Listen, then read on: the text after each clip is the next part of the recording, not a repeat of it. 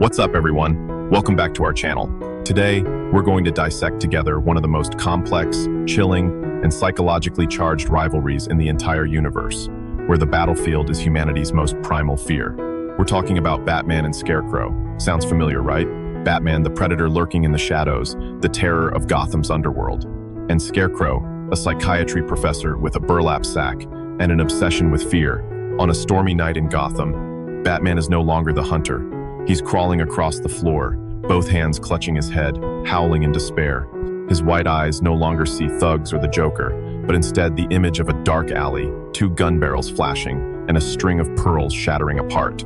Standing before him, Scarecrow is there, not with a weapon of mass destruction, but with just a small vial of toxin and a deeply sardonic question. Tell me, little bat, are you truly afraid of death? Or are you afraid that from the very beginning, this crusade of yours has been meaningless? In that moment, we are forced to ask ourselves, is Batman, the symbol of fearlessness, absolutely nothing more than a joke in the face of Scarecrow's brutal psychological doctrine? And the answer, my friends, will make you completely rethink this relationship. Before diving deep into the moment Scarecrow succeeded in bringing Batman to his knees, we need to understand the true nature of this battle. Many people mistakenly believe Scarecrow is just a B-list villain, a madman with a burlap sack and some hallucinogenic toxin, enough to torment Batman for a few comic pages before being locked back in Arkham. But the truth, my friends, is far more complex than that. Scarecrow, or Dr. Jonathan Crane, does not fight with fists.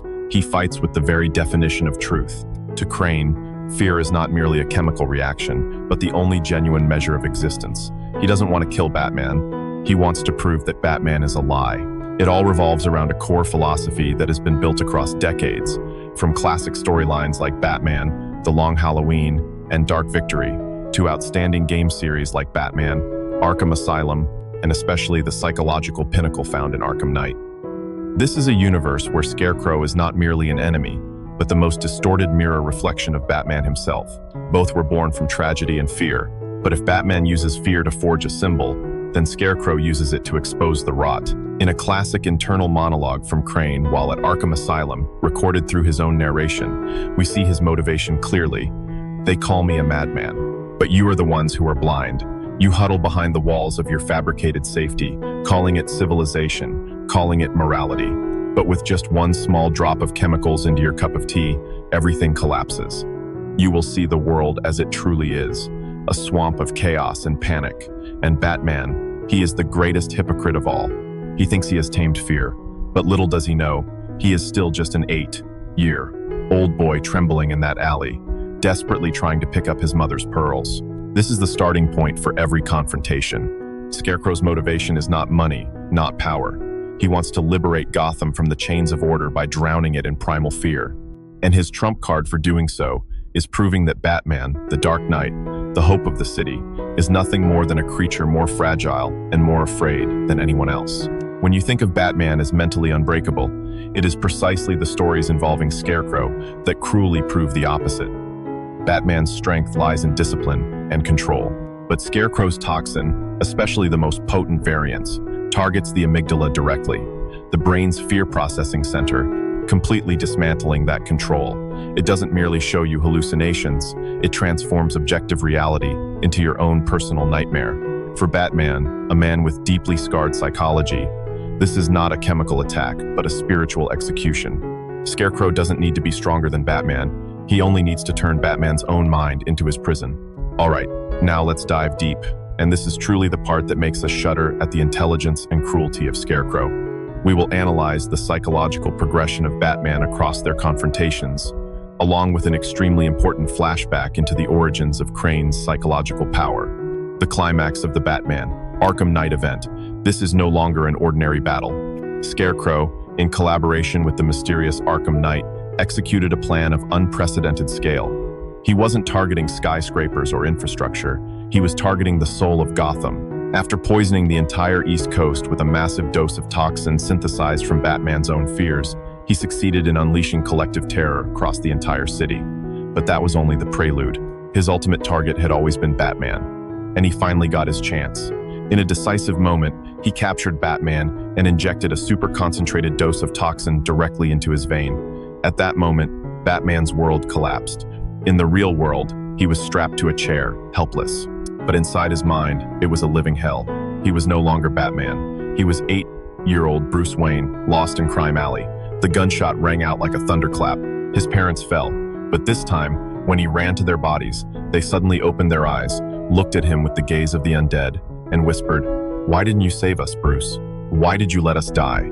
Immediately after, the scene shifted. He saw Jason Todd, the second Robin, in tattered clothes bearing the wounds left by the Joker, laughing mockingly at him. "Hey Bruce, you still keeping that crowbar around?" Then Barbara Gordon, the girl he regarded as a daughter, appeared in her wheelchair, but this time she stood up and walked, only to reveal that she was a puppet with strings being pulled by the Joker. His entire family and allies transformed into accusing ghosts, tormenting him over the failures he had always carried on his shoulders. To understand why Scarecrow possesses such a perfect ability to grasp Batman's psychology, many people don't know that Jonathan Crane is not simply an ordinary sociopath. He is a genius of psychology, someone who spent his entire life studying fear. His background is a horror story no less devastating than Batman's. Born into a fanatically devout family, Crane was psychologically tortured from a young age by his own great-grandmother, locked inside dark churches, and forced to drink holy water, laced with chemicals to cleanse his sins. This was precisely what made him emotionally numb and deeply fascinated by the biological and psychological manifestations of fear. Throughout his career at Gotham University and later at Arkham Asylum, Crane had the opportunity to access the psychiatric files of hundreds of criminals, but no file captivated him more than Batman's. Now let's break this down a little. Why is Scarecrow the most ideologically dangerous adversary? Because he is the only one who does not respect Batman. The Joker sees Batman as his eternal rival, as two forces of yin and yang intertwined. Ra's al Ghul sees Batman as a worthy heir, but Scarecrow sees Batman as a failed experiment. He doesn't want to destroy Batman's body, he wants to destroy the meaning of the bat symbol. In a famous exchange from Batman, Nightfall, when Batman was exhausted and poisoned, Crane said, "You are not the embodiment of justice. You are an acute psychiatric patient with severe obsessive-compulsive disorder and post-traumatic stress disorder. You wear that suit not to protect the innocent, but to protect yourself from the fear that you are just another madman in this city of madmen. The only difference between you and us is that you have money." These words are more toxic than any dose of fear toxin because they represent a perspective that is painfully rational. They strike at Batman's deepest fear, the fear that his war is meaningless. Returning to the torture sequence in Arkham Knight, at the peak of the hallucination, Batman didn't only witness his loved ones dying, he also saw himself transforming into the Joker. The Joker pathogen in his blood, combined with the fear toxin, had created a monster. He saw himself with pallid white skin, a blood-red grin, holding a knife, and standing atop the bodies of his closest allies: Nightwing, Robin, Alfred. This was the pinnacle of psychological torment. Scarecrow didn't make Batman fear his own death. He made him fear that he would become the very thing he despised most. For someone with ironclad principles like Batman, the prospect of losing control and harming the people he loved was infinitely more terrifying than hell itself. And Scarecrow, with his masterful psychological insight, used that exact fear as his weapon. In that moment, Batman was absolutely nothing more than a joke. He was completely helpless, a child drowning in a world of nightmares conjured by his own mind, guided by a masterful director by the name of Scarecrow. Now we arrive at the moment that I personally believe is one of the most tense and iconic battles of wits between these two characters. The moment when the joke seemed to be over, yet Batman himself reversed the tide, and also the moment we witnessed the true greatness within the soul of Bruce Wayne. After being submerged in the nightmare, where he was forced to watch himself shoot Oracle and torture Robin, Batman was nearly crushed entirely. Scarecrow, who was at that point live streaming Batman's complete breakdown for all of Gotham to witness, stood beside the torture chair and whispered into his ear, "This is the moment Gotham will see who their savior truly is. A broken boy, a violent madman, nothing more and nothing less. And when you die in disgrace, this city will finally accept fear as something natural. I will liberate them by destroying your symbol." Deep within his mind, Bruce Wayne was standing in Crime Alley, once again watching his parents fall. But this time, instead of fear or grief, he realized something. He realized that this image, no matter how painful, was a part of him. It was not a weakness, but the very origin of his strength. Batman, through an extraordinary act of willpower that only he could summon, reached out to the image of young Bruce weeping in the alley, embraced it, and said, "Yes, I am afraid. I have always been afraid. But it is that very fear that made me who I am. Immediately, in the real world, Batman's white eyes suddenly sharpened into focus.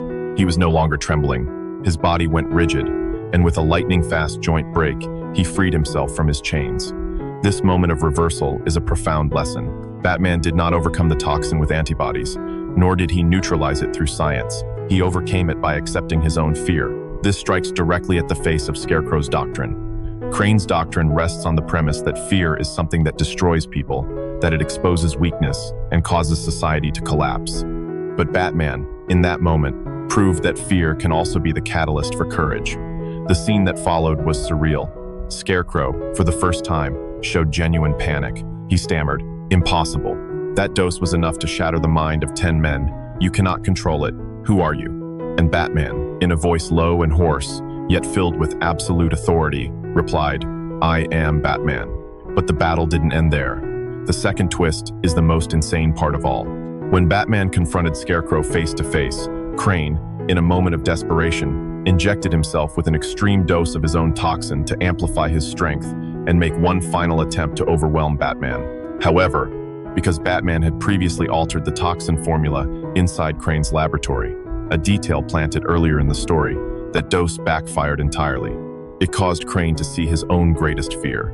The image of Batman transforming into a truly colossal bat monster, an unstoppable demon, a being that harbored not even a trace of fear. Scarecrow, the manipulator of fear, ultimately became the victim of his own game. He screamed, curled into himself, and suffered a complete mental breakdown. He had built a world where fear was king, and now he had become the most pathetic subject of his own kingdom.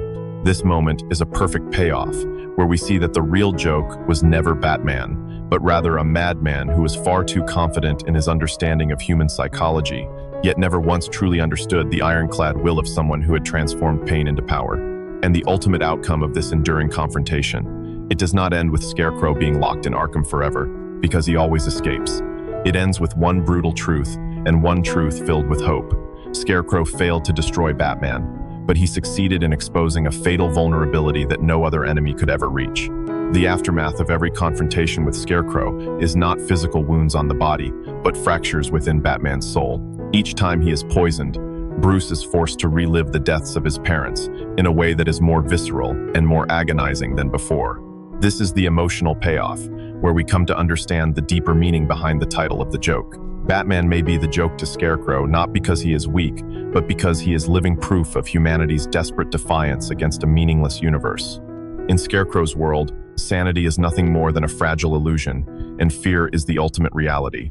He is right, in a certain sense. Batman truly is a wounded man, someone who cannot let go of the past. He is a madman by society's definition, but the greatness of Batman lies in the fact that he chose how to respond to that madness. While Scarecrow uses fear to destroy, Batman uses it to protect. Every night, he dons the suit of the Bat, the very thing that terrified him in his childhood, and walks out there to fight. Scarecrow can never defeat Batman completely, because Batman has spent his entire life living inside his own personal fear toxin. Is Batman absolutely the joke to Scarecrow? Yes, but only in those moments when he is stripped of his own humanity. Yet it is also in those very same moments, when he overcomes them, that he proves the greatest joke of all is Scarecrow's own arrogance. Crane views human beings as weak creatures governed by chemical reactions, yet forgets entirely the power of choice and will. The true danger of Scarecrow is not his toxin, but his ability to make us doubt our own symbols. That is precisely why, throughout the long history of comics, Scarecrow has always been one of the most underestimated villains, yet the one most capable of inflicting the deepest and most lasting damage upon Batman. Will there ever come a day when Batman truly loses, not to a fist, but to the very ghosts inside his own mind? A teaser for you.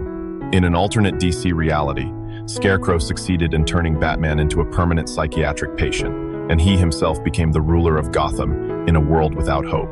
But it is precisely the ability to rise after every fall, the ability to transform nightmares into strength, that defines what a true hero really is. Scarecrow is the most dangerous enemy because he attacks the very definition of Batman, but it is also for that very reason that victories against him are always the sweetest and most meaningful, affirming that the flame of willpower can illuminate even the darkest corners of the human soul. And now, I want to hear from all of you. What do you think? If one day Scarecrow were to create a toxin capable of affecting even superheroes with psychic abilities like Martian Manhunter, would Batman still stand any chance at all?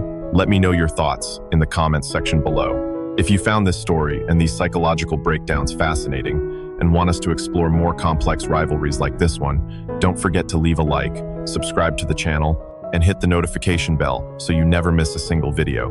And if you want to support us even further so we can continue producing high-quality content, come pay us a visit. Thank you all for being here with us, and I will see you again in the next story. Stay fearless, and peace out.